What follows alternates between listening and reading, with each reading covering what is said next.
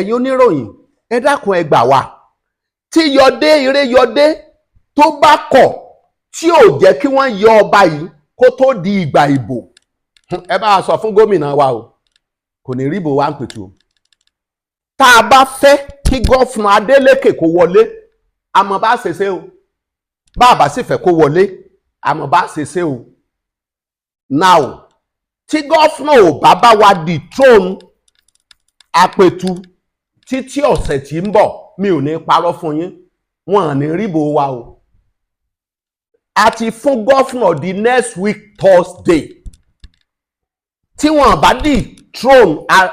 ọba Joseph Olúgbénga Olóyèdé gẹ́gẹ́ bí Apẹ̀tùmodò ọ̀fìn Ìpẹ̀tùmodò kí ilé ó ṣòfò. Bàbá àwọn ọmọ ọba a ti ṣèpàdé a sì ti foríkorí a lọ bá ẹgbẹ́ kejì APC pé tọ̀ ẹ̀kọ́ bọ̀wé ẹ búra fún wa ṣẹ́ẹ̀ṣẹ̀ ń tá a fẹ́ tán bá ti láwọn ó ṣe ń tá a fẹ́ àmọ́ tinú ilé kan débì kan ni pé tọ̀ ẹ má dìbò f'Adeleke o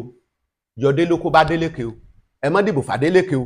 Yọdé ló kó bá Adeleke o bá a ṣe máa káàkiri nu ń bá bá fi rìnrìn ọ̀sẹ̀ kan pẹ̀lú ògo ọlọ́ìbò tá a bá dì